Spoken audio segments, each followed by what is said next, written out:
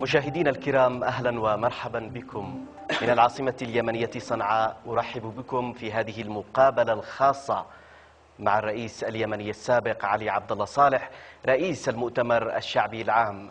للمرة الثانية نلتقي به هنا في العاصمة صنعاء. أهلا وسهلا بكم فخامة الرئيس. يا مرحبا فخامة الرئيس، نبدأ. ربما الحرب تدخل شهرها السابع. اليوم هناك الكثير من المتغيرات على الساحة اليمنية، هناك الكثير من المتغيرات ميدانيا تحديدا. قوات التحالف السعودي الآن تسيطر على عدن، حكومة هادي عادت إلى عدن، نائب الرئيس هادي يتواجد أيضا في عدن. وإذا ما انتقلنا إلى الشمال، القوات التحالف أيضا وصلت إلى مأرب تحديدا على مشارف العاصمة اليمنية صنعاء. هل تشعرون بالخطر بعد هذه التطورات؟ أعبر عن أسفي الشديد لهذا التدخل السافر في الشأن اليمني. كان هناك أزمة وخلاف يمني، ولكن يبدو أن التدخل هذا يأتي بأثر رجعي، ابتداء من قتل الحجاج في تنومة، الحجاج اليمنيين قبل 34، وتأتي إلى حرب 31-32 إلى اتفاقية الطائف في 34. فهناك تراكمات من الخلاف اليمني السعودي، زائد ما حدث في عام 93-94 عندما دعموا الانفصال لفصل الجنوب عن الشمال. فالشغل بأثر رجعي.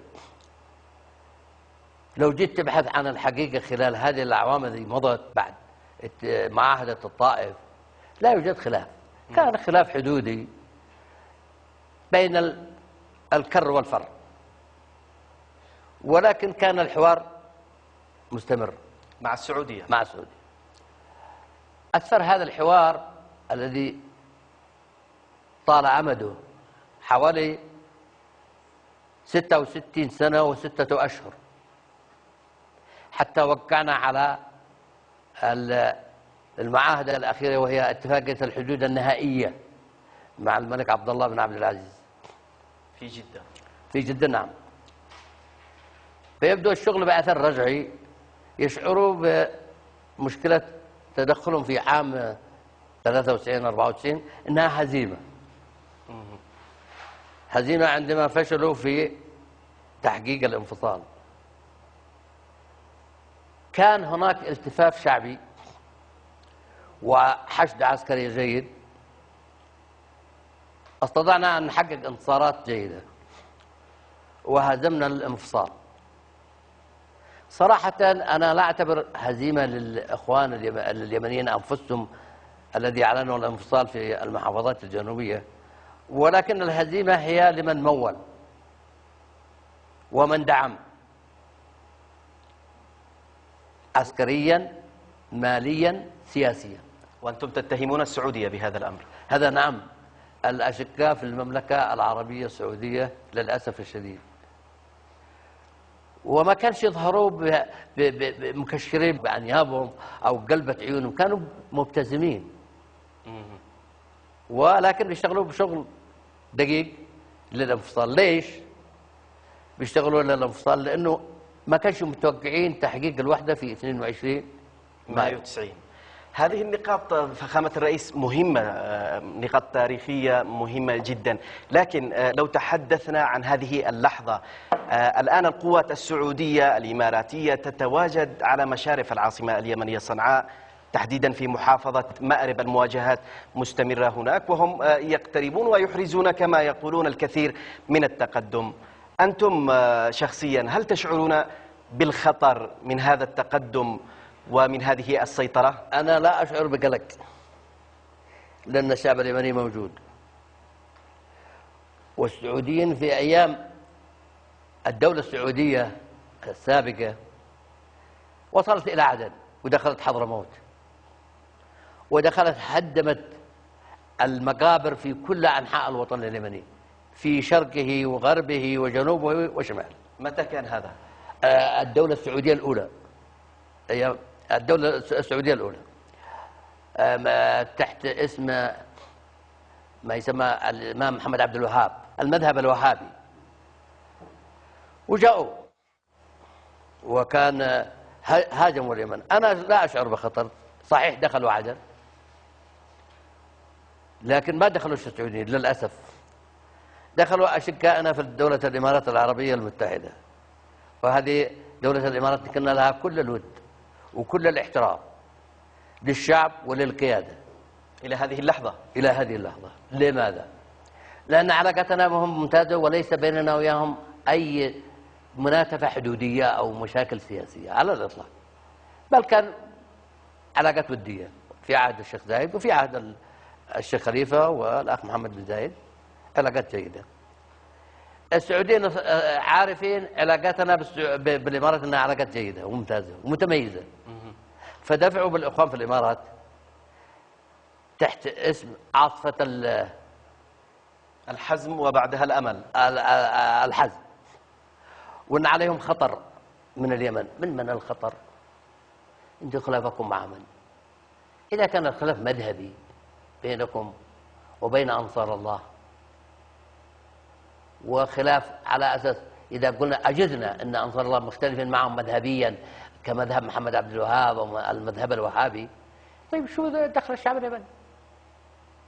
تضربوا مقدراته، مقدساته، تاريخه، آثاره، مساكنه، مستشفياته، مدارسه، جسوره، كل شيء. ليش؟ ايش السر؟ ما هو السر؟ ليش تضربوا الشعب اليمني بهذا وتحشدوا هذا التحالف الذي فاق اكثر من 13 دوله، 10 دول، زائد الدعم اللوجستي الامريكي والدعم الصهيوني ايضا.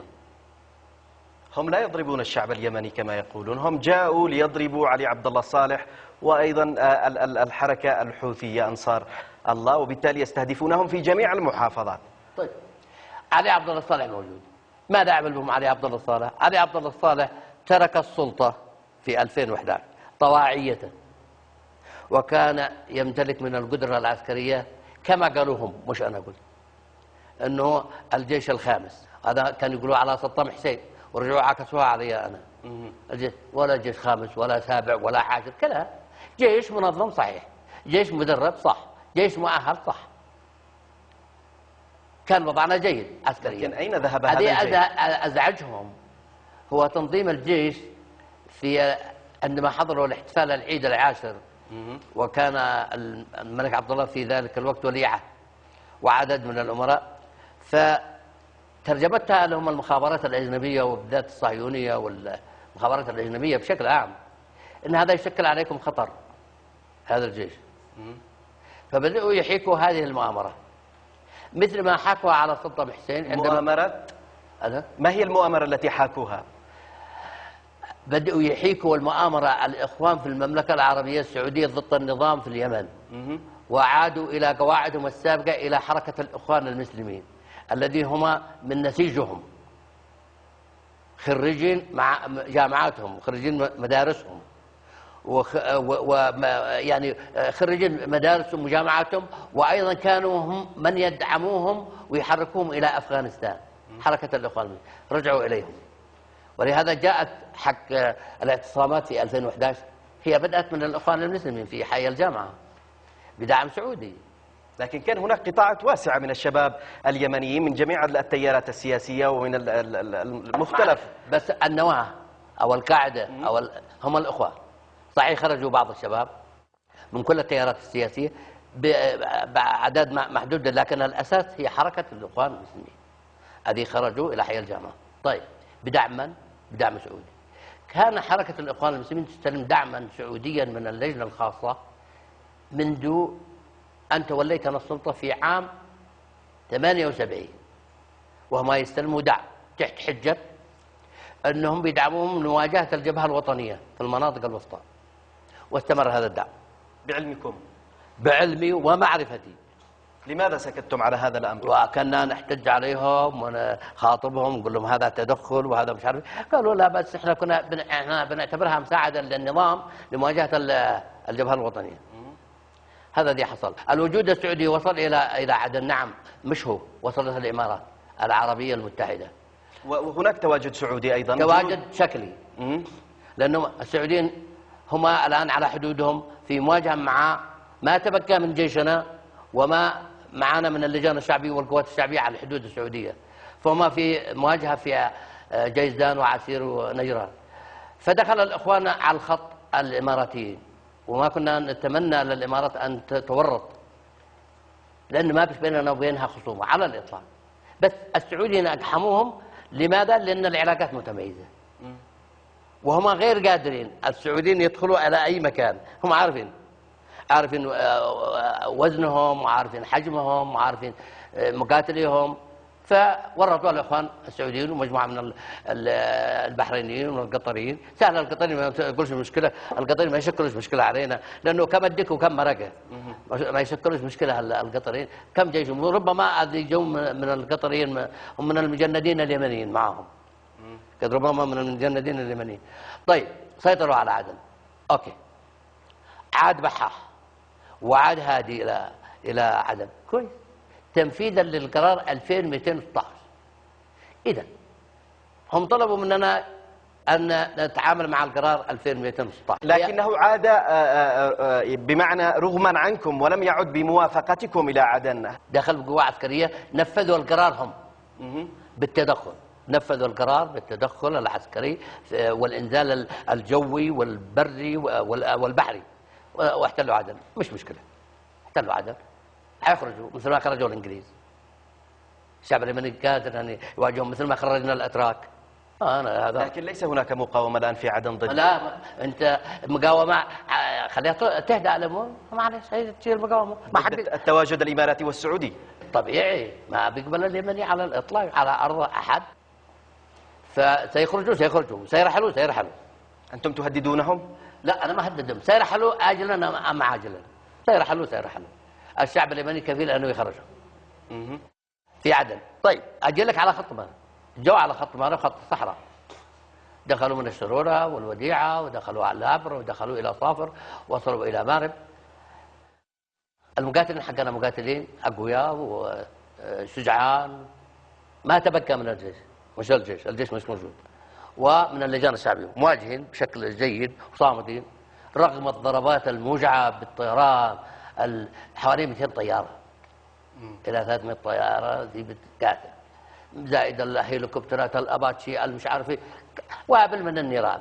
مع ذلك جماعتنا صامدين واقوياء وجيدين. قبل اسابيع كان هناك صاروخ توشكا اطلق على تجمع للقوات الاماراتيه واحدث كثير من الدمار، وايضا اسفر عنه سقوط عدد كبير من القتلى. هل كان لديكم علم بهذا الصاروخ لا علم لنا، لا بصاروخ، لا، الصواريخ مش بايدينا، والدبابات مش بايدينا، والطائرات مش بايدينا، هي في ايدي انصار الله. صراحه انصار الله هم المسؤولين، هم المستولين على السلطه. طيب ما حكوا يعني اطلقوا صاروخ انصار الله، اطلقوا حرب بينهم وبين غزاة. يعني الاماراتيين هم جابوهم السعوديين، لانه السعوديين عارفين ما لهمش قبول في اليمن ان يدخلوا بجنودهم في الدول الاماراتيه. الاماراتيين مقبولين من ناحيه قبليه، من ناحيه سياسيه. الشعب اليمني مش منهم. ليش؟ هي تقول هي في جبهه، انتم في جبهه ايه؟ الحدود. قالوا احنا في جبهه عسير وجيزان ونجران نواجه سنتحدث عن هذه الجبهه لاحقا. نكمل في مأرب. اليوم القوات التحالف على مشارف صنعاء، ماذا لديكم أنتم لمواجهتها؟ أنتم الهدف من هذا التقدم. علي عبد الله صالح على رأس المستهدفين. ماذا إذا وصلوا إلى صنعاء؟ هل نحبهم نستضيفهم؟ لن تغادر صنعاء؟ لا، هذا مستحيل. عرض علي. متى؟ كل يوم عرض، مش كل شهر. أثناء الحرب؟ لا، الحين في من أسبوع، من 10 أيام، أنه ادوا لي 5 طائرات هليكوبتر أمريكية وتأتي إلى سنحان وأطلع عليها أنا ومن أحب، وغادر إلى أين ما تشتي، أين ما تريد، والعرض الثاني عن طريق مؤتمرين الذي هم مقيمين في القاهرة. من قدم العرض الأول؟ العرض الأول الأمريكان، والعرض الثاني والسعودية وافقت على هذا الأمر؟ مش عارف، هذا الأمريكان ما عجبش من أنفسهم. وبعدها عناصر من اللي كانوا في السلطة من عناصر المؤتمر المقيمين في القاهرة كانوا يشتغلوا استخبارات مع السعودية لما كانوا في السلطة.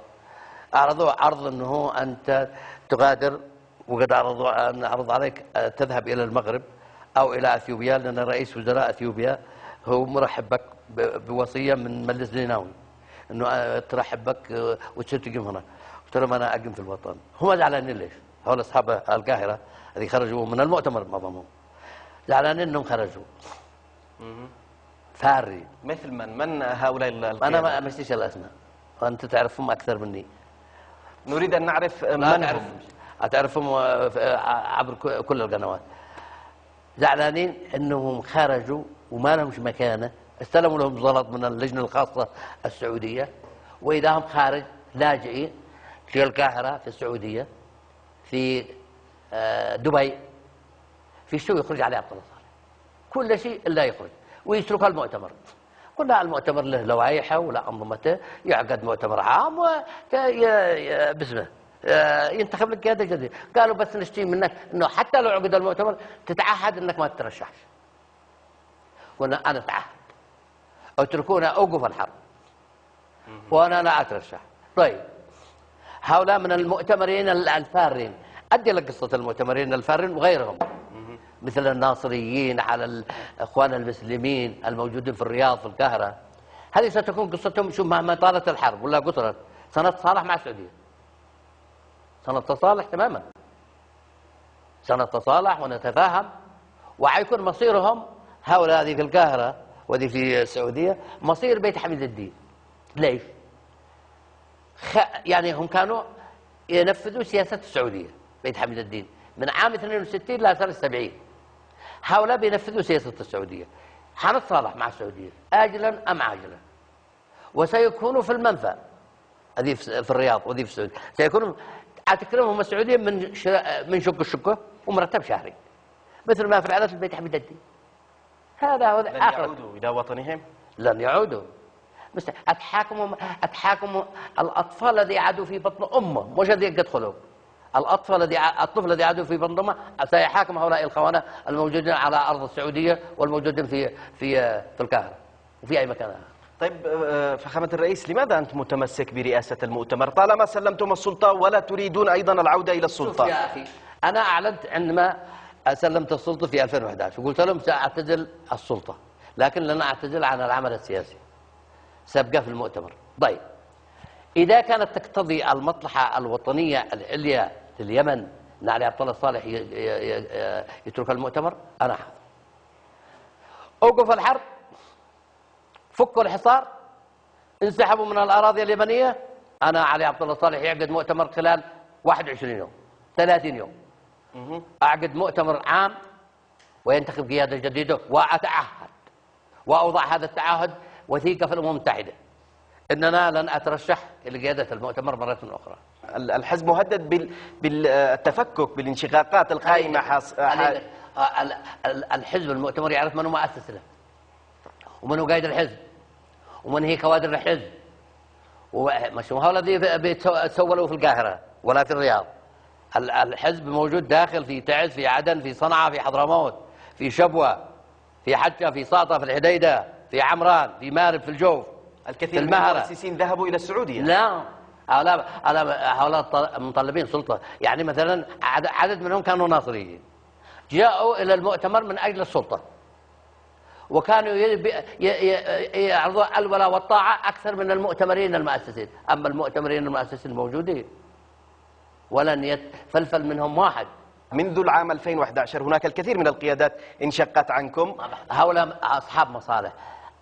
هتلاحظوا أنهم كانوا وزراء أو رؤساء مؤسسات في الدولة، إذن هم كانوا وراء السلطة، فلما شافوا أقصيوا من السلطة بيبحثوا عن سلطة.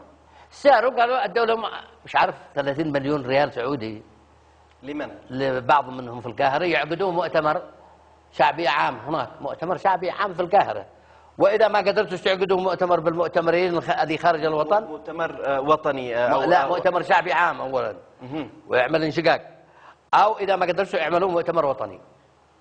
هؤلاء 30 مليون ريال سعودي، ووعدوهم ودوا لهم مناصب في لاولادهم في شركات النفط، في شركه ارامكو، ودوا لهم مقاولات حق توزيع المواد الغذائيه، ووعدوهم بمقاولات اعاده الاعمار في عدن وفي تعز وفي بعض المحافظات. هؤلاء الموجودين المتسولين في القاهره، وانا اسف اني اقول متسولين، لكن ارادوا لانفسهم هذا الخيار. الان يعني اطفال ونساء ورجال وشعب يطالب بمحاكمتهم، لانهم وراء الاحداثيات هذه خارج، هذه في الرياض وهذه في القاهره، وراء الاحداثيات والدمار الذي حصل للمؤسسات الدوله والمؤسسات المجتمع المدني والمؤسسات القطاع الخاص، هم وراها مقابل حفنه من المال. هؤلاء المسؤولين لا يستحوا، وكانوا على قمه السلطه، وكانوا عند اقدام علي عبد الله صالح، عند اقدامه يقبلوا ليل نهار. واليوم قد انت وطني، اذا كنت وطني ارجع صنعاء، تعال عاني من ما يعاني الوطن. والله هؤلاء كانوا من المتملقين والمنافقين، وان الصامدين والثابتين لمواجهه العدوان كانوا هم المهمشين في المؤتمر، ولا لهم مصلحه مثل ما لهم المصالح هؤلاء الذي خارج اليمن.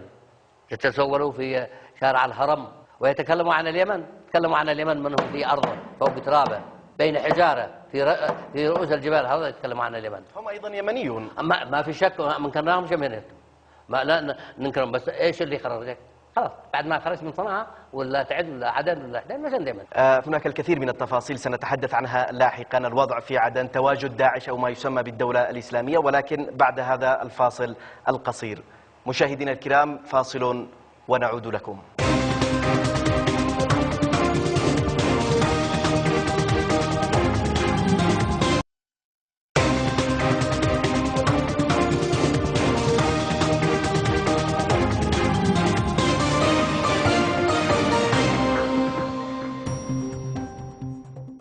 أهلا بكم مشاهدينا الكرام إلى الجزء الثاني من هذه المقابلة الخاصة التي نجريها من العاصمة اليمنية صنعاء مع الرئيس اليمني السابق علي عبد الله صالح رئيس حزب المؤتمر الشعبي العام. أهلا وسهلا بكم فخامة الرئيس مرة أخرى. نعود إلى الوضع في عدن. تحدثتم عن وصول القوات الإماراتية والسعودية، وقلتم بأن الإمارات تورطت هناك بإيعاز من السعودية. اليوم هناك عمليات استهدفت حكومة بحاح، مقر الحكومة، وأيضا استهدفت مقر العمليات العسكرية والقوات الإماراتية المتواجدة في البريقة بعدن. هناك من اتهم علي عبد الله صالح بالوقوف خلف هذه العمليات، وقد وصفوا هذا الأمر بأن داعش هي تتبع أيضا علي عبد الله صالح.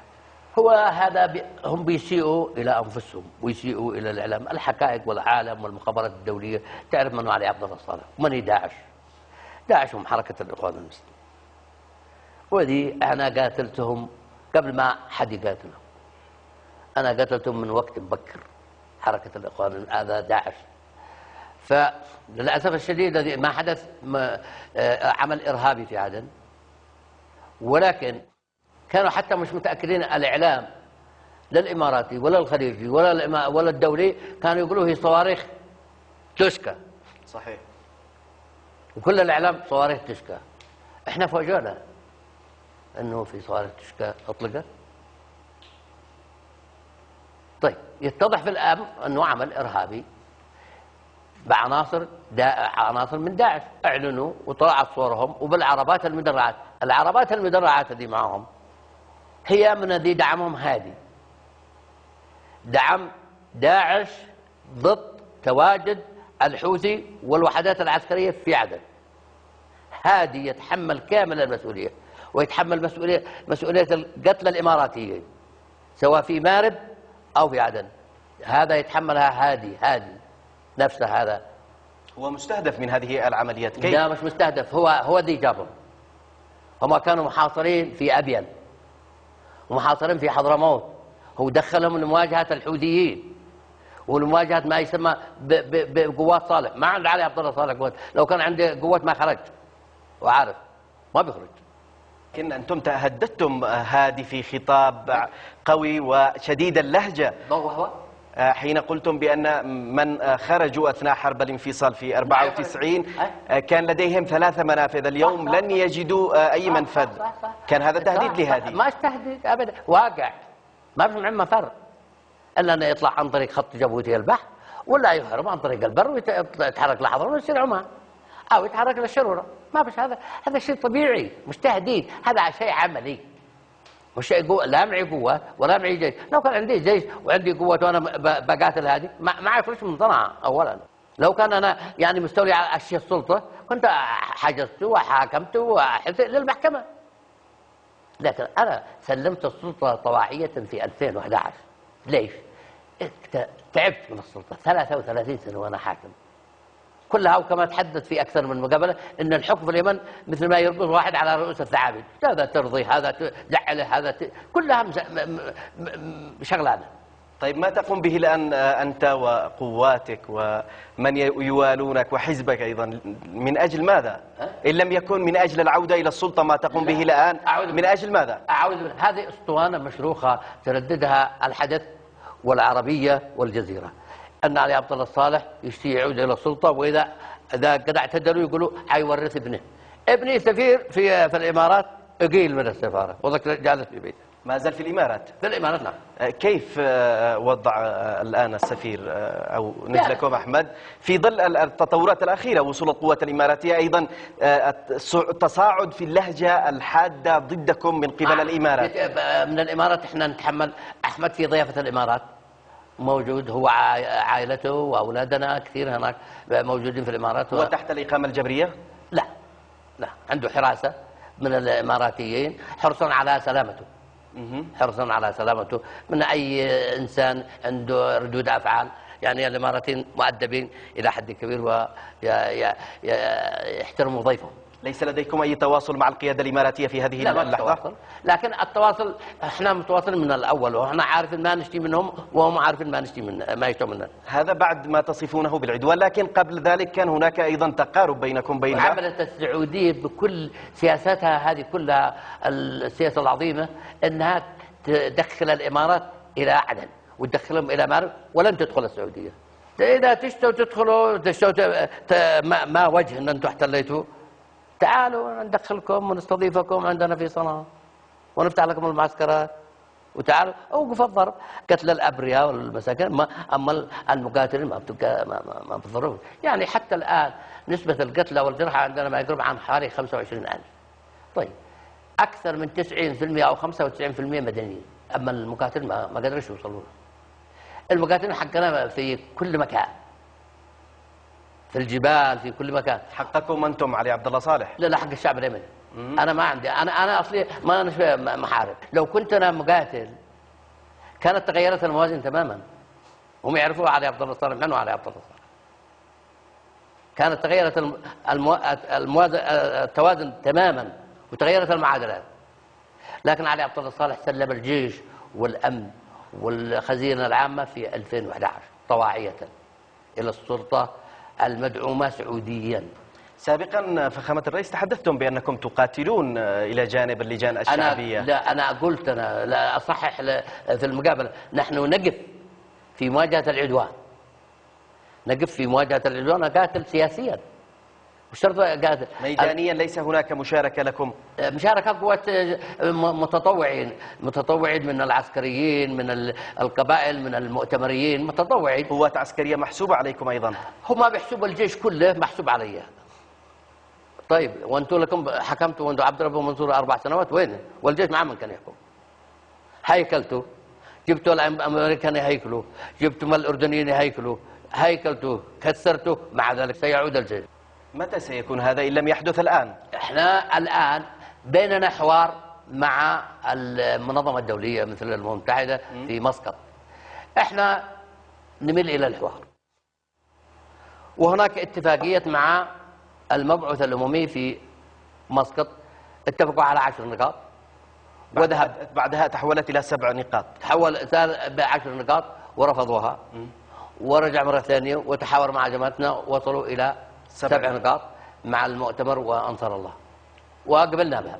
حتى الآن لن يقبلوا بها، يريدوا أنهم لا حوار إلا بلغة البندقية. يا ريت إني بندقية، لكن طائرات F-16 وأباتشي وشغلانة ماش مشكلة، سنتحمل مثل ما ستستسلمون أم ستتحملون؟ ها؟ ستستسلمون. أعوذ بالله، أعوذ بالله، لن نستسلم. لقد وصلوا السعوديين في عام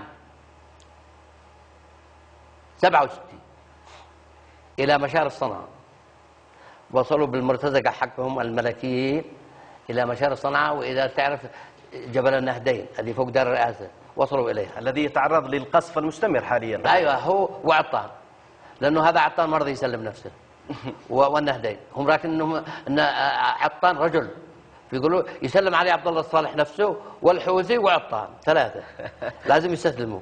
ودحين أضافوا النهدين. يجي الله صنعاء، يا أهلا وسهلا، بس اوقف الضرب، لا تدبروا المساكين والضعفاء. أما المقاتلين والسياسيين ما بتحصلهم، لا بتحصل سياسي، لا بتحصل. بيضربوا ضرب عشوائي القرى على المدن على المزارع على ولا خلوا مكان. هم يلاحقون علي عبد الله صالح، يلاحقوا معلش يلاحقوا، ويكون لي الشرف أني أكون شهيد من أجل الوطن. يكون لي الشرف العظيم أن أستشهد في سبيل هذه الأمة. كيف عجزوا عن الوصول إليك؟ أنا أبلغهم أدي لهم الإحداثيات أنا. طيب فخامة الرئيس تحدثت عن خلينا أكمل معك. شوف، ويوصلوا إلى مشارف صنعاء، يا أهلا وسهلا بهم. أوقف الضرب، التزموا، إحنا نفذنا صح. دخلتوا بالقوة 2216 عدن ودخلتوا مأرب، طيب مرحبين. انتصرتوا ب 2216، إذا ما عاد فيش داعي للضرب. تعالوا نتحاور حوار يمني سعودي، مش حوار يمني. من اليمنيين قد تحاورنا في موزمبيق أشهر. هؤلاء سبب مشكلتنا على راسهم هادي. هذا هادي مسكين أنا أعرفه ولا هو دري ما فعل. جابوا له ورقة بيضاء وقع عليها التدخل قوى التحالف لإعادة الشرعية. هو رئيس للجمهورية اليمنية. اي وقع. المهم يكون فخامة الرئيس، يكون يسمى فخامة الرئيس لا يفقه شيء في السياسة للأسف الشديد، لكن أنا أتحمل جزء من المسؤولية. لا يفقه شيء من مسؤولية صعوده إلى سدة الحكم. نعم، وأنا رشحته رئيس الدولة، وأنا عارف أنه مرشح من السعودية ومرشح من الأخوان المسلمين. هو تربية الأخوان المسلمين ليش؟ لأنهم أرادوا يجيبوا رئيس هادئ في يعملوا بقى أديشته، يوقع لهم أديشته للأخوان المسلمين، كما كان يفعل معك أثناء حكمك. كان يعطيك كل شيء وهو نائب لك. يعطيني، لم يعارض لك شيء. ما عارض ولا يعارض أصلا. ما يعارض، إيش يعارض؟ هو مش داري ما هي المعارضة. لم تكن لديه أي سلطات وهو نائب. أبدا، سلطة كاملة، سلطة نائب رئيس دولة زي ما هو في الدستور، وزي ما نواب الرؤساء وأولياء العهد في كل مكان. طبعا قلتم كلاما مهما وخطيرا بشأن هادي، قلتم بأنه تربية الإخوان المسلمين، وهذه معلومة جديدة. ما تربية، نعم، تربية الإخوان المسلمين حتى بعد سقوط الإخوان المسلمين وخروجهم من السلطة وجاءوا أنصار الله، كان هو يخضع لأنصار الله، يوقع لأنصار الله ما يريده. وما هو الذي خلف بينه وبين أنصار الله؟ إيش؟ أنت سهلت لهم الطريق وفتحت لهم الأبواب من تعطل داخل عدن. أنت مش احنا. هناك الكثير من ما يقال عن هذه الجزئية. قيل بأن أنصار الله لم يصلوا إلى صنعاء إلا بمساعدتك، بتسليمك لجميع المعسكرات الواقعة والخاضعة لسيطرتك والموالية لك. ولا معسكر، كذابين، ولا معسكر ولا عسكري ولا ضابط كان يتبعني، كان يتبع عبد الربون منصور هادي. إلا الوهم والإحساس عنده والضعف. كان يعتقد أنه مش رئيس، مش قائد الجيش، إن هذا الجيش حق علي عبد الله صالح. ولهذا تبنى الهيكلة ودقدقه، لأنه محسوب على علي عبد الله صالح أنه جيش عائلي، أنه أمن عائلي، أنه طيب أثبت. هل هذا جيش عائلي خلال السبعة أشهر؟ هذا جيش عائلي؟ كم العائلة؟ عائلة 100 شخص، 200 شخص، 300 شخص. هذا جيش قوام أكثر من 400,000 مقاتل، مدرب على أحدث الأسلحة، تدريب أمريكي، تدريب عراقي، مصري، أردني، فرنسي. استقطبنا خبرات من كل أنحاء العالم ودربنا جيش. كان جيش قوي أين ذهب هذا الجيش اليوم؟ أيوة، مزقه الإخوان المسلمين وعبد الربه منصور هادي، هو الذي مزقهم وربحوا بيوتهم، الآن في بيوتهم. نفس هذا الكلام يقال عنك أيضا، يقال بأنك أنت من دمرت الجيش، من دمرت. تمام. الشعب اليمني هو الحكم، مش الإعلام الحكم. ليش؟ دمرت الجيش أنا ضربته بطائرات الاف 16، أنا هيكلته، أنا طردت القيادات، أنا يعني هذا باسمه أقصيت ألوية، أعفاء ألوية من المعسكرات وسرح ألوية، مش أنا، سرحها هادي. واستعد الضباط واستعد القادة، أنه كل كان عنده عقيدة هكذا في رأسه، كل ضابط وكل جندي من 400,000 مقاتل إلى أنهم لاحق عليه الفرصة. لكن بدأ الانقسام. لا خليك معي، أنهم هاو لاحق عليه الفرصة. لماذا تبنى الهيكلة؟ هو السعودية تبنوا الهيكلة وجابوا الخبراء الأمريكان ينهوا هذا الجيش ويجيبوا جيش آخر، ولهذا يقولوا الجيش الوطني. طيب وهذا مش جيش وطني؟ من وين جاب؟ علي عبد الله صالح جاب من حصن عفاش؟ يا مغفلين، بتكذبوا على من؟ جاءت الهيكلة كنتيجة للانقسام الذي حاصل للجيش. في أواخر في 2011 كان هناك انقسام كبير. هذا كلام كذب ودعايات كذب وخطاب سياسي كذب، ما فيش انقسام. كان في كتيبة مؤخرة الفرقة الأولى مدرعة، هذه يقودها علي محسن، كتيبتين، كتيبة مدفعية وكتيبة مدرعات مدولبة و10 دبابات. هذا الانقسام، هذه انقسام بعد علي محسن، واللواء و310 في عمران. هذا الانقسام الذي حصل. الشرطة العسكرية لن تنقسم، الكلية الحربية لن تنقسم، الكليات كلها لن تنقسم، المعسكرات الحرس الجمهوري قوام أكثر من 59,000 ما انقسم. من انقسم؟ الحرس الجمهوري كان يتبعكم. يتبعني، يتبع كل وما زال يواليكم أيضا. لا يعني كان الجيش 400,000 كله حرس جمهوري على مختلف التشكيلات يتبعني أنا، القائد الأعلى. كيف؟ رئيس الدولة هو القائد الأعلى. وما زال حتى هذه اللحظة يتبع. لا يتبع صراحة، يكون واضح، يتبع القيادة السياسية الآن هذه ماسكة السلطة وهي مجموعة أنصار الله. أما أنا لا، أنا بريء من هذا الكلام كله، لكن ما أستطيعش أقول إن ما فيش لي علاقات، لي علاقات بضباط، لي علاقات بجنود، لي علاقات بمقاتلين، لي علاقات موجودة العلاقات، لكن يأتمروا بأمر أنصار الله ويتحركوا بأمر أنصار الله، مثل ما كان يتحركوا بأمر هادي. وهادي كان يسيره هم الإخوان المسلمين، وكان مسير، هيكلوا، دمروا، ضربوا.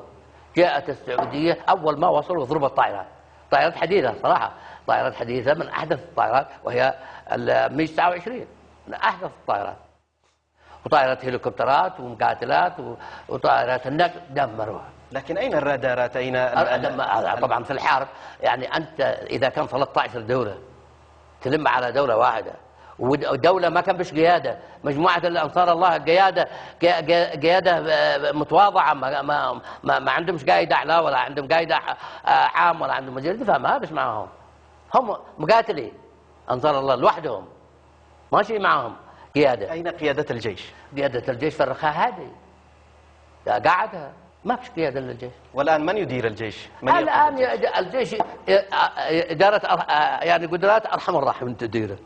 من هو عنده ضمير من العسكريين والمقاتلين جالس، والبقية في بيوتهم، يقول لك حتى نشوف قيادة جديدة نأتمر بأمرها.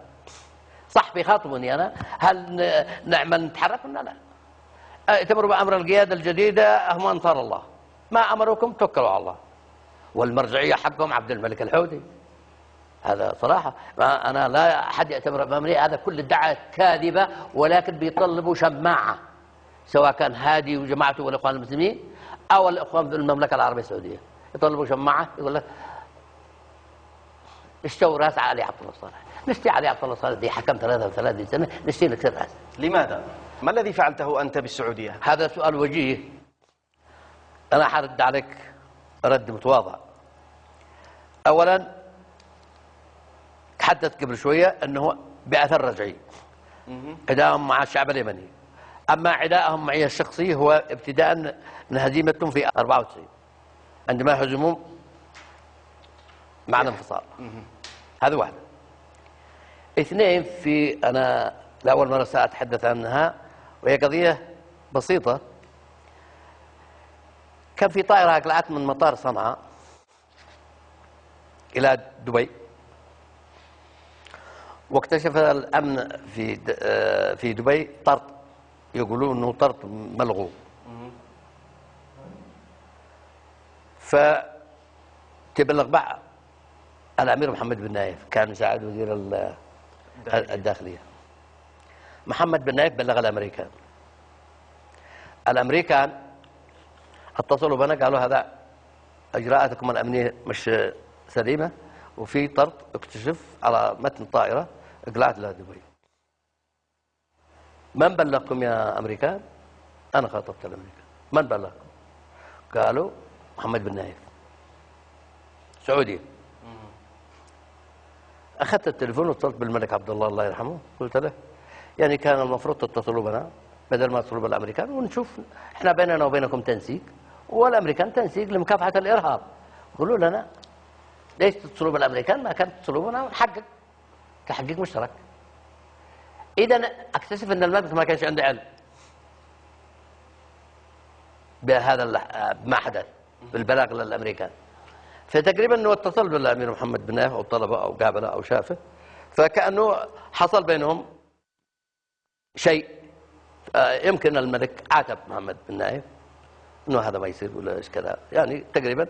فكان عتاب الملك الظاهر على محمد بن نايف. محمد بن نايف اخذ في خاطره على علي عبد الله صالح، رغم ان كانت علاقتي به علاقات جيده ممتازه صدق، وكان هو مبعوث للملك على مدار سنوات الى اليمن، كان احيانا يجي في الشهر مره مرتين. تنسيق بيننا في مجال مكافحه الارهاب. فيبدو اخذ في خاطر محمد بن نايف. هذه واحده من التراكمات. اضيفها على 2094 هذا 1094 للسعوديه بشكل عام، وهذا لمحمد بن نايف 2. طيب هذه من التراكمات التي أدت إلى السعودية أنها تأخذ موقف من اليمن. 3 وهو العرض حق العيد العاشر للوحدة هذه عام 2000. أي خليها هذه 3 نقاط متراكمة لدى السعودية. طيب النقطة الرابعة والمهمة والخطيرة، وهي الأخطر مننا ولا كله. بعد دخول الحوثيين أو قبل دخول الحوثيين، جاءت لي رسالة من السعودية سلمها لي السفير السعودي السابق علي الحماد، والسفير السعودي الحالي كان ملحق عسكري، تطلب منك المملكة العربية السعودية التحالف مع هذه 1، 2 مع أولاد الأحمر، 3 مع الإخوان المسلمين، 4 علي بحسن. تحالف إيش؟ قالوا ضد الحوثيين. قلت لهم أنا عندي ورقة مكتوبة سلمتها لهم أننا ندعو إلى صلح عام وإلى مصالحة وطنية بين كل القوى السياسية في الساحة اليمنية دون استثناء. قالوا استثني الحوثي؟ قلت لا، الحوثي أنا تقاتلت أنا 6 حروب، لكن الآن لا. اليوم أنتم حلفاء. مش حلفاء، احنا الحلفاء الحرب والعدوان هو الذي خلانا حلفاء. قلت لهم احنا هذه ورقه مكتوبه، سلمت لهم ورقه مكتوبه، مصالحه وطنيه بين كل القوى السياسيه دون استثناء وبرعايه المملكه. صراحه كان السفير عاقل ذي الحمام، قال لي كلام جميل، خذها توكل على الله. في رمضان العام الماضي تحدثنا عن هذه التفاصيل. نعم. في المقابلة السابقة برضو أعيدها للناس يعلموا أن إحنا يعني مش كذابين. يمكن حوالي 3-4 أسابيع بلغونا أنه ما يصير إلا بالتحالف. قلنا لهم التحالف غير وارد، غير وارد أن إحنا نتحالف مع هادي وجماعة الإخوان المسلمين. الإخوان المسلمين أعداءنا، أعداء الوطن. الإخوان المسلمين، حركة الإخوان المسلمين في العالم كلها أعداء التقدم وأعداء الاقتصاد وأعداء السياسة، هم عناصر إرهابية في العالم. الإخوان المسلمين أكيد هذا الإخوان المسلمين هذه حركة خطيرة من أخطر الحركات في العالم. يريدوا أن يقوموا الدولة الإسلامية، والآن حولوها إلى داعش. أي داعش؟ وين هو؟ أنتم داعش، أنتم تنظيم القاعدة، هاي حركة الإخوان المسلمين. كانوا حلفاء لكم خلال حلفاء لنا في سنة 78 79 إلى ما قبل الوحدة، كنا متحالفين ضد الجبهة الوطنية. هذه كانت تتواجد في المناطق الوسطى وفي تعز وفي إب، هذا صراحة متحالفين. بعد ذلك أيضا كانوا حزب سياسي وحلفاء لكم، سياسي وشاركوا في الحكومة، نعم ما في مشكلة. واليوم تتهمونهم بأنهم دواعش وإرهابيين أنا اختلفت مع الإخوان المسلمين بعد الوحدة. لماذا؟ كان هناك في تشريع في مجلس النواب توحيد التعليم وإنهاء ازدواجية التعليم، المعاهد والتربية والتعليم. فطلع قانون رفضوه، والقانون قانون. فبقينا على مد وجزر مع الإخوان المسلمين حول توحيد التعليم.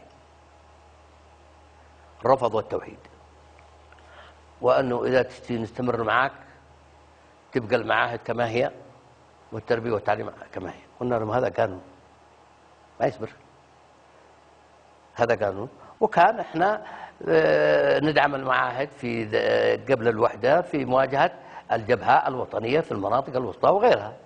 فاختلفنا معهم مد وجزر، من هنا لهنا أننا نوحد التعليم الأساسي، وتبقى المعاهد العلمية ما بعد التعليم الأساسي. انقسموا حركة الإخوان المسلمين، جزء أيد وجزء رفض. احنا أصرينا على التوحيد، بعد نفذنا القانون. هناك جاء الفراق. وبعد ذلك تحالفتم في مواجهة الحزب الاشتراكي والجنوب وعلي سالم البيض. تطورت الأحداث، جاءت مسألة الأزمة والانفصال ومش عارف ايه، التفوا معنا وجاءوا معنا ولمواجهة الانفصال بدون أي تحالف أو قيد أو شرط، تحالف لمواجهة الانفصال، زي ما الشعب اليمني الآن متحالف كل مع بعضه لمواجهة العدوان، وهذا تحالف للحفاظ على الوحدة. جاء الخلاف بيننا وبين الإخوان والإخوان المسلمين، لعلمك ولعلم المشاهد ولعلم الذي ما يعلم، مدعومين أمريكيا. وأنا كنت على رأس السلطة واستلمت تعليمات من الأمريكان ادعم حركة الإخوان المسلمين وأن يتحركوا إلى أفغانستان لمواجهة الغزو السوفيتي. هذا كلام مش زيف ولا كذب، هذا مراسلات بيننا وبين الأمريكان. تم هذا الأمر، تم هذا الأمر، دعمتم الإخوان وأوصلتوهم إلى أفغانستان. نعم. أقول لهم شر البلية في العالم الإسلامي كله، ما يجري في سوريا هم وراه، ما يجري في العراق وراه، ما يجري في الأردن، ما يجري في مصر، وللأسف في مصر. مصر الشقيقة الكبرى نحن هللنا وكبرنا لطلوع الأخ عبد الفتاح السيسي رئيسا للدولة اللي يحل محل الإخوان المسلمين. اليوم نفاجأ بتحالف الأخ عبد الفتاح السيسي مع حركة الإخوان المسلمين في اليمن، وهو بيتحارب وياهم في سيناء وفي القاهرة، ويشكلوا على النظام خطر، وهنا يتحالف مع الإخوان المسلمين في اليمن لفصل الشمال عن الجنوب. هذه الحرب هي تأتي لفصل الجنوب عن الشمال. نعم. هذا أنا أكد لك مش 99%، 99 زائد 10% من الباقي لفصل الشمال عن الجنوب. هذا إيديولوجية للأشقة في السعودية وبعض دول الخليج. ليش يكون شعب موحد، شعب كبير مؤثر وعلى البحر الأحمر والبحر العربي، وشعب قوامه 25 مليون نسمة، بينما جيراننا في المملكة لا يزيد عددهم عن 8 ملايين، والبقية هم عمال هنود على باكستان على فلبين، يعني حتى لو وصلوا 30 مليون ل 40 مليون هم وافدين. لكن هم هذا شعب يتوحد، احنا موحدين حتى لو عملوا على الانفصال، نحن موحدين اليمنيين. قامت ثورة 26 سبتمبر وقاتل الجنوب مع الشمال ضد الملكية، وقامت ثورة 14 أكتوبر وقاتل الشماليين مع الجنوب ضد الاستعمار. هذا احنا موحدين. الوحدة الآن في خطر، لا تخاف عليها، لا تخاف عليها، ما هي في خطر. خطر مادي مالي، الآن صرفوا فلوس كثير. لو تلاحظ من شان يقولوا هزمنا اليمن واحتلينا اليمن وهزمنا الحوثيين وصالح. هناك الكثير من القضايا ربما سنتناولها في هذا الحوار. سنتحدث عن هذه التفاصيل. الوطن العربي ما يجري هذا سم قاتل من حركة الإخوان المسلمين. سنذهب إلى فاصل آخر فخامة الرئيس، وبعد ذلك نكمل النقاش. مشاهدينا الكرام، فاصل آخر ونعود لكم، تفضلوا بالبقاء معنا.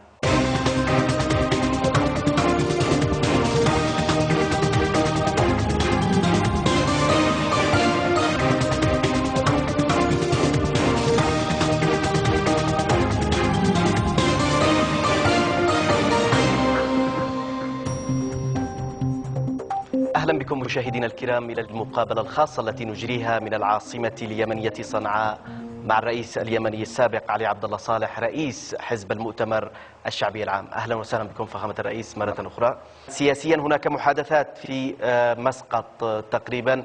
المؤتمر الشعبي العام وجه رسالة من أمينه العام إلى الأمين العام للأمم المتحدة، وأبدى أو أكد من خلال هذه الرسالة التزام المؤتمر بالقرار 22/16. هل هذا موقف جديد وتنازل جديد من قبل المؤتمر؟ هو نفس الموقف، وأنا أعلنت أنا شخصيا أنا من أول لحظة، ولو تتذكر أن أعلنت هذا الموقف سنتعامل بإيجابية مع قرار 2216 بإيجابية سابقا، لكن الآن بعد لحظة وبعدها أعلنت في مقابلة أخرى نلتزم بقرار 2216. الآن هو المؤتمر نفس السياسة ومع أنصار الله، والتزموا بقرار 2216. مش راضي المحللين السعوديين والخبراء يقولوا لا، الحل مش سياسي، الحل عسكري، لأنهم يتعلموا الحلاقة. مع الأسف الإخوان السعوديين ما يعرفوا حرب، يتعلموا الحلاقة في رؤوس القضعة. يعني شوف الحلاق أول ما يتعلم في راس واحد قضاع ما بيشفع الشعر، فهم الحين يتعلموا الحرب. أي كيف يحركوا السفن، كيف يحركوا إلى باب المندب إلى المخا. طيب تضرب المدنيين في المخا ليش؟ تقتل المواطنين في باب المندب ليش؟ تقتلهم في المزراق في حرض ليش؟ تقتل المدنيين في حق المهمشين في صنعاء ليش؟ تقتل المواطنين في صالح ليش؟ أنت بتقتل من؟ أنت بتطلب راس علي عبد الله صالح وبتطلب راس الحوثي، طلب الحوثي، طلب علي عبد الله صالح. هم بعد كل ما ليش تقتل المواطنين؟ ليش؟ هذه الحرب المدمرة. أنت حق واحدة في المخا عرس. التحالف السعودي نفى أي صلة له بهذه المجزرة البشعة. هذه طائرات علي عبد الله صالح. هم يقولون حدث قصف من أحد المعسكرات القريبة من المكان. طيب عن حكم الولايات المتحدة الأمريكية حكم، هي قد أكبر دولة في العالم عندها أجهزة استخبارية، إحنا محكمين يا أمريكا.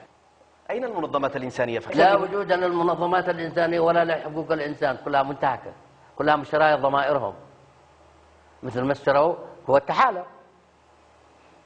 فعلوا تحالف ضد طالبان ليش؟ اشتروا ضمائرهم، اشتروا المنظمات الدولية. كان في قرار مشروع تشكيل لجنة تبنتها هولندا.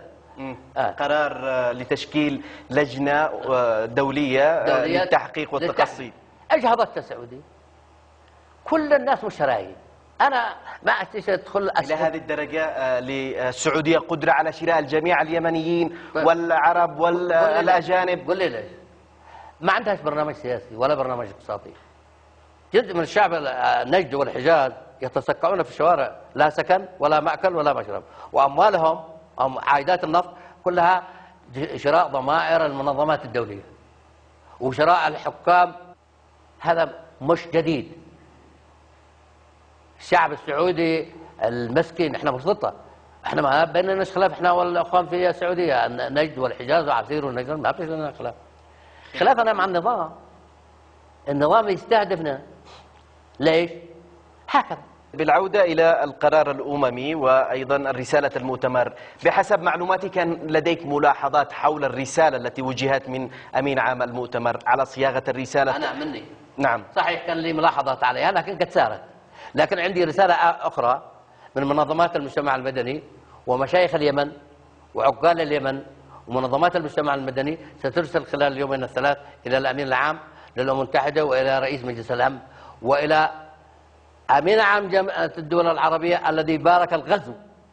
هذا أمين جامعة الدول العربية نبيل مش عارف إيه، نبيل العربي. نبيل العربي. هذا عاودته له رسالة وهذه رسالة له، وأنك تتحمل مسؤولية يا أمين عام جامعة الدول العربية الذي بارك في الغزو وصوتت عليه في مؤتمر شرم الشيخ.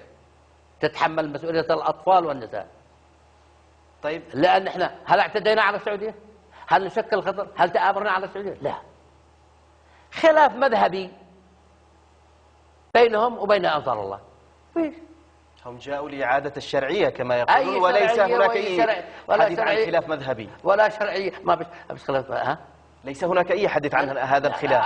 خلاف احنا السياسيين احنا ولا ما نعمي على خلاف مذهبي، انه هؤلاء وهابيين وهؤلاء يسموهم شيعة، وهم الشيعة هم زيدية، هم سنة، لكن لهم علاقة مع إيران. ما في مش غلط. عندك اطلاع بعلاقتهم؟ هذه يقطع علاقتهم مع إيران. السعودية نفسها هذه بينها خلاف هي وإيران، ما قطعت العلاقات ولا إيران قطعت العلاقات. وهذه المسكين هذا المأجور يقطع علاقات. من أنت تقطع العلاقات؟ ما هي الملاحظات، لو أردنا أن نعرف ما هي ملاحظاتكم حول الرسالة، وما الذي ستقولونه أيضا في الرسالة الجديدة التي ستوجه لأكثر من شخصية؟ كل هذه المعاني التي نسمعها، كل العدوان، إيقاف الحرب، التعويضات، فك الحصار، كذا. نحمل المجتمع الدولي مسؤولية ما يحدث في اليمن.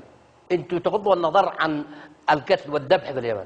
أي مؤسسة دولية، أي أمم متحدة، أي ميثاق، تكلموا عن من؟ تضحكوا على من؟ طيب، بعد الشعب اليمني يذبح على مرأة ومسمى، وانتم اخذتوا قرار على علي عبد الله صالح والحوثي منع السفر.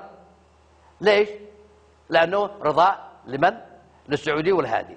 طيب يا اخي، خذ قرار وقف الحرب، خلي ما يوقف. اتخذ القرار بايقاف الحرب بس كأمم متحدة، خلي ما ينفذ.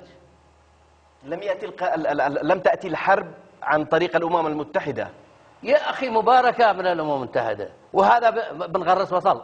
الأمم المتحدة لو كانت مش مباركة كانت اتخذت قرار بإيقاف المجازر. طيب، فخامة الرئيس، بعد التزامكم بقرار مجلس الأمن، ما الذي يريدونه منكم بعد كل هذا؟ يريدوا رأس علي عبد الله صالح 1، ورأس الحوثي 2، هكذا. طيب، هذا الأشياء بيد الخالق عز وجل، مش بأيديهم ولا قرارهم، ولا احنا مواطن من مواطنيهم. سنقاتل وسنصمت وسنثبت حتى يأتي الأجل من عند الخالق عز وجل، مش من عند نظام آل سعود. ماذا عن الانسحاب من المدن اليمنية، من تعز ومن العاصمة ومن المحافظات الأخرى؟ متفقين على 7 نقاط: الانسحاب، الميليشيات حق هادي، وداعش حق هادي، والحراك حق هادي، مش الحراك الجنوبي، الحراك حق هادي، حراك مناطقي حق القرية، حق الوضيع، الحراك. هؤلاء ينسحبوا، وأنصار الله ينسحبوا، والجيش والأمن يتحمل المسؤولية، والسلطة المحلية تتحمل المسؤولية. السلطة المحلية في كل المحافظات حتى يتم إجراء انتخابات رئاسية وانتخابات برلمانية. هذا ما تضمنته النقاط ال7 والنقاط ال10، وإحنا موافقين عليها. لماذا لا تبدأون بالانسحاب إذن؟ لماذا لا تبدأون بالانسحاب من هذه المناطق ووقف المواجهات الداخلية؟ تحت إشراف نحن نرحب أن ننفذ. هذا تحتاج إلى تفاصيل، لأنها 7 نقاط رئيسية، تحتاج إلى آلية لكل نقطة من هذه النقاط أن تضع آلية. من يضع لها الآلية؟ الأمم المتحدة. تعال يا أمم المتحدة، أوقف الحرب، فك الحصار، نحن مستعدين. تعال شكل لجنة قانونية تشرف وعسكرية تشرف على الانسحاب، مستعدين ننسحب. لماذا لا تبادرون بوقف المواجهات الداخلية، الحرب الداخلية؟ الحرب الداخلية في المحافظات اليمنية. الحرب الداخلية احنا ضدها. من بيغذيها؟ المال والأسلحة السعودية والمال السعودي، من بيغذيها؟ اوقف الحرب، اوقف التغذية، وما بشي. احنا عن اليمنيين ما اعرف، احنا وعبد ربه منصور عن فهم. الكثير من هذه المواجهات في المحافظات اليمنية، الحروب الداخلية بدأت قبل ما تصفونه بالعدوان السعودي. ما كفش، غلط. كان هناك في عدن، في أبيان، على مشارف عدن، ووصل الجيش واللجان الشعبية. أبدا. هذه بدأ الحرب هذه. أين بدأها؟ بدأها في عدن. كان في تواجد للجيش واستعداء على الأمن المركزي، واستعداء الوحدات العسكرية. هو هذه باللجان الشعبيه حقه وبداعش. هذه بدأ الحرب الداخليه. كانت هذه الوحدات تمثل خطرا عليه في عدن بعد انتقاله إلى هناك. تمثل على خطر، أنا معه أنها تمثل على خطر. يعني لم يكن أمام، لو كانت تمثل على خطر ما خرج، كانوا طوقوا وحبسوا، لكن ما كان في هذا الوادي. قلنا هرب، يلا عاد احنا باركنا حربته، قلنا انه يهرب ناجيا بجلده احسن من الاهانه تحت الاقامه الجبريه. يعني ليس هناك تنازلات من قبلكم تساعد على وقف هذا أو ما تصفونه بالعدوان كما يقول الطرف الآخر أيضا؟ نحن نقدم التنازلات تلو التنازلات. التزمنا بقرار 2216، مستعدين نلتزم بالسبع نقاط هذه تتصلوا إليها في مسقط مع ولد الشيخ. مستعدين، أنا أتخلى عن المؤتمر الشعبي العام في مؤتمر عام بعد وقف الحرب، وإذا كان وقف الحرب يأتي للحين وش تخلى عن المؤتمر، أنا أعمل لهم تصريح جامد، أوقف الحرب، أنا أتخلى عن المؤتمر وينعقد المؤتمر فيما بعد وقف الحرب. ما أعرف، بنقدم تنازلات، لكن ما ينفع. المحلل السياسي لو تشوف المحللين السياسيين المأجورين في القنوات الحدث على العربية، على الجزيرة، ما بش بيننا احنا والقطريين اي مشكله، بيننا احنا مشكله اننا ما رضيتش احضر مؤتمر حق غزه، الجامعه العربيه، حق الجامعه العربيه، لان المؤتمر عقد اليوم الثاني في الكويت. انا اثمن تثمين عالي موقف الكويت صراحه، تثمين عالي وعقلانيته هي وسلطنه عمان. هذا يعني قطري من احسن ما يمكن، على الرغم من انهم كانوا وتروا الكويتيين علينا ان احنا كنا نساعد صدام حسين. بالعكس، ما حد انتقد صدام حسين الا انا في عقر داره، قلت له لن يسمح لك المجتمع الدولي ان تغزو الكويت، دوله مستقله. كانت تخرج مظاهرات صح من البعثيين من الاخوان المسلمين يأيدوا صدام حسين ويقولوا انا زي ما هو الحاصل الان. انا اقدر تقدير عالي موقف الكويت لن تشارك في الحرب، شاركت بالطيران مش مشكله، يعني الكويتيين عقال مجربين.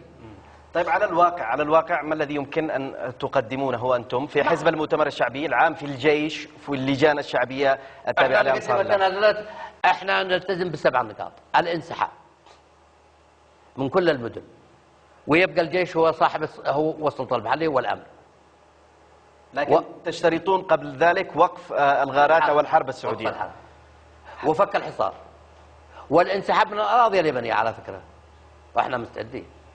ولا يدخلوا، ده صراحة موجودة، صنعاء يدخلوا أهلا وسهلا يا مرحب، ما نزعل، نقاتل شو نقاتل، عاد معنا ثلاث نكوف ما عاد زي ستدمرون العاصمة صنعاء.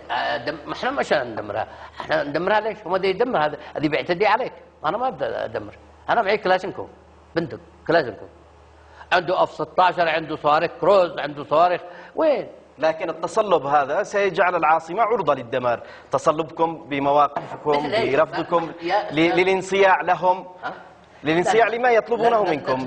لن نستسلم ولن نركع إلا للخالق عز وجل. فعلى السعودية أن تفهم هذه الرسالة، أن توقف الحرب، وذي تطلب مننا إحنا مسؤولين. أنتم تطالبون بانسحاب القوات السعودية والإماراتية من المحافظات اليمنية، لكن تحدثتم سابقا أيضا عن مواجهات في الحدود عنيفة وعن تقدم للجيش واللجان في عمق الأراضي السعودية. يعني فعل ورد فعل، يعني الدفاع عن النفس مشروع، دفاع عن النفس مشروع، اعتداء، هو دفاع عن الأرض اليمنية ودفاع عن النفس. ما هوش انه حد يغزو السعوديه ابدا، يلتزم ويوقف اطلاق النار الان، يوقف طلعات الطيران، واحنا مستعدين ننسحب من على الحدود السعوديه ونوقف ضرب الصواريخ، رغم الامر مش بيدي، لكن سنتفاهم مع انصار الله. نتفاهم مع انصار الله للمصلحه الوطنيه العليا، انسحبوا. المعلومات لديكم بانهم استطاعوا التقدم الى كثير من الاراضي السعوديه هناك؟ يعني بعض الكيلومترات ما في مشكله، طبيعي. ليس لديكم نية لإثارة ملف الحدود اليمنية السعودية أو الأراضي أو ما كان يعرف بالأراضي اليمنية؟ أعلن أنا بعقلي، كنت أتكلم أنا بعقلي، أعرف ما أشتي. اتفاقية الحدود 34 ملتزم بها، واتفاقية جدة بيني وبين الملك عبد الله ملتزم بها. أنتم ماذا عن أنصار الله؟ أنا لا، لن يثيروها، ما قد أثاروش ولا تكلم. ما أثروها. لن تثار نهائيا هذه الجزئية. لكن إذا استمر العدوى واستمرت الغطرسة والكبرياء هذا كل شيء جائز. يمكن أن تثار كل شيء جائز لاحقا. في حالة الحروب كل شيء جائز. إذا ما انتقلنا إلى الوضع العربي العام، هناك الكثير من الجبهات الساخنة، تحديدا سوريا. اليوم هناك تواجد روسي، البعض يتحدث عن تدخل روسي شبيه بما حدث في اليمن كما يقولون. أنتم كيف تنظرون لهذا الأمر في هذه اللحظة؟ كيف نقول أنه في تدخل روسي وما بش تدخل أمريكي ولا غربي؟ في تدخل غربي، في تدخل عربي ضد سوريا.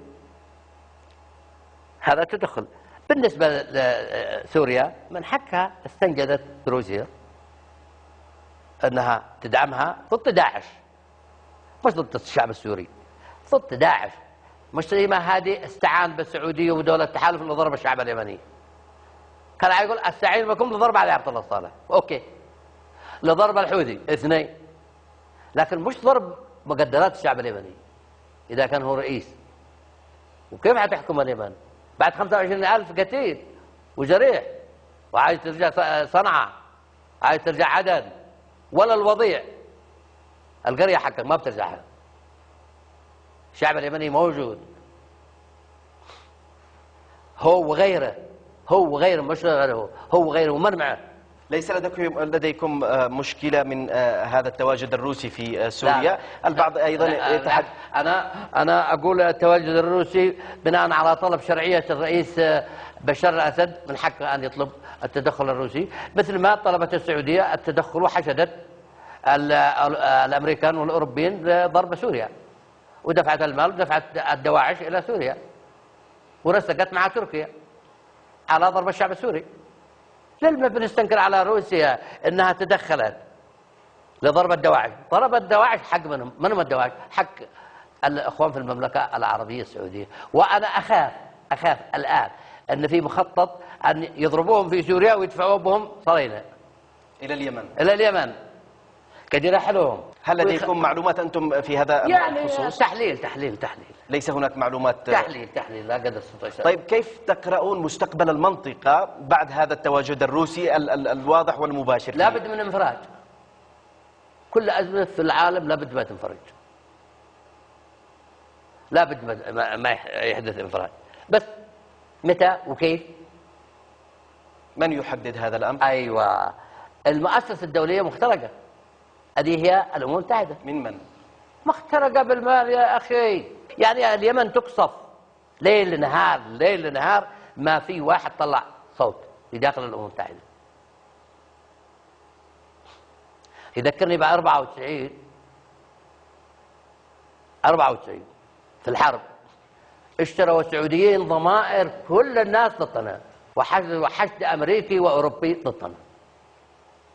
وقفت معنا سوريا، وقفت معنا قطر، صراحة وقفت قطر معنا، مش حبا فينا ولا حبا في سواد عيون علي عبد الله صالح، كراهية ما بينهم وبين السعوديين. والآن خوات حبايب، والله لا هم يطيقوا السعوديين ولا السعوديين يطيقوا القطريين. هل سيحدث صراع قطري سعودي مستقبلا؟ صراع قطري سعودي ليش؟ على ايش؟ على الهيمنة، على ايش؟ ما صاروا علامة على طواحن الهواء. طيب هم وهابيين كلهم، هم كلهم دينهم المذهب الوهابي. طيب ماذا عن التواجد الإيراني؟ إذا ما هناك من يتحدث عن تواجد إيراني كبير في اليمن، عن تحالف إيراني مع أنصار الله ومع الجيش الذي يواجه العدوان إذا لم يكن على صلة بكم كما تقولون. خليني أنا أكون منصف، لا وجود لأي تواجد إيراني داخل البلد، كلام هرج ومرج. في فترة حكمكم كنتم تتحدثون عن تواجد إيراني؟ لا، أنا لا علاقات كان مع الإيرانيين، علاقات مع أنصار الله، منح الدولة مناح دراسية في داخل إيران، لكن تدخل ربما لا شيء مساعدة مالية ربما جائز، لكن تواجد عسكري، تواجد خبراء، تواجد اسلحه ايرانيه مش موجوده والأسلحة صفقات ولا شيء. الأسلحة. انا اكد لك، انا اتكلم باسمي وباسم الحوثيين، لا وجود لقطعه سلاح ايرانيه في اليمن ولا وجود لخبير ايراني. ولو كانوا بيقاتلوا الايرانيين معهم حدود السعوديه والبواخر والسفن اذا ايران جنب رؤوسهم. ماذا عن مستقبل هادي إذا ما عدنا قليلا؟ مستقبل هادي، هل وضع مستقبل هادي على طاولة النقاش في مسقط؟ مستقبل هادي انتهى تماما، هادي انتهى، رغم ان احنا مرحبين به بقرار 2113 يجي تعال صنع تعال انت على المستوى، لكن هو انتهى سياسيا. واحنا نتفاهم بعدين مع السعوديه كيف يتم محاكمتك في محكمه الجنايات الدوليه، لانه لازم يتحاكم. هادي طبعا هيتحاكم اليوم ولا بعد اليوم. ترحبون بعودته وفقا لقرار مجلس الأمن؟ هيتحاكم 25,000 شهيد. انت تحكم الشعب اليمني 25 مليون وانت قد اعدمت 25,000 طفل ومرأة، وتقدر تدخل القصر الجمهوري في تعز ولا في عدن؟ هو عاد إلى عدن والسعودية ستعيده إلى صنعاء أيضا. يا حيا وسهلا، يا أشاتسي، وأنا مستقبل أشاتسي. كيف؟ أستقبل رئيس شرعي، شرعية سعودية، رئيس شرعية السعودية. أنا أغير عليه من قلبي. كيف تستطيع تظهر وتخرج وتخطب وتتكلم إنك رئيس لليمن وأنت بتدمره؟ دمر الشعب اليمني، تدمر أطفالنا ونساءنا مشان تعود تحكم. الطرف الآخر أيضا يطالب بمحاكمتك. أنا أمتثل الآن. الذي يطالبني يحاكمني يطالبني، أنا مستعد أمتثل أمام أي محكمة دولية محلية، ما جهد حاش عندي أحد. أنا مواطن، لا بيدي قرار ولا بيدي دبابة ولا صاروخ ولا مدفع، أنا في يدي. لكن الواقع غير هذا الكلام. فخامة الرئيس، أنا مقاتل سياسيا. الخلافات الداخلية الآن تتحالفون مع أنصار الله في مواجهة الحرب، في مواجهة الغارات، لكن هناك أنتم رفضتم ما يوصف بالإعلان الدستوري، وأيضا رفضتم اللجنة الثورية العليا. كيف تتحالفون في جهة وترفضون؟ متحالفين ضد العدوان. نحن مش مع الإعلان الدستوري واحد، نحن مع اللجان الثورية. نحن حتى أبلغنا الحوثيين امسكوا، أنتم ماسكين السلطة امسكوها، ويطلع عبد الملك قائد الثورة 21 سبتمبر، مش مشكلة، واعملوا فترة انتقالية ادوا قائد. لكن الإعلان الدستوري احنا ضده لأنه إنها مؤسسة. أنتم تعترفون بأنها ثورة 21 من سبتمبر؟ أنا ما أعترف، أنا يعني تغيير.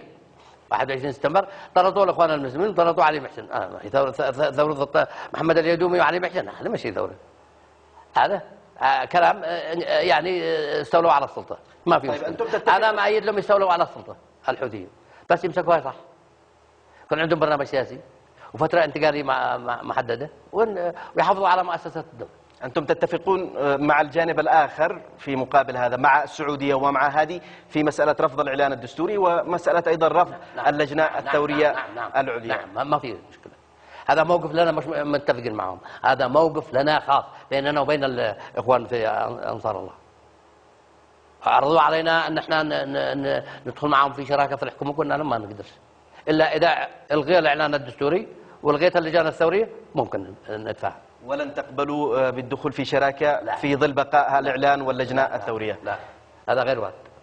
شكرا جزيلا فخامة الرئيس، والشكر أيضا لمشاهدينا الكرام على طيب الاستماع، وإلى اللقاء في مقابلات أخرى من العاصمة اليمنية صنعاء.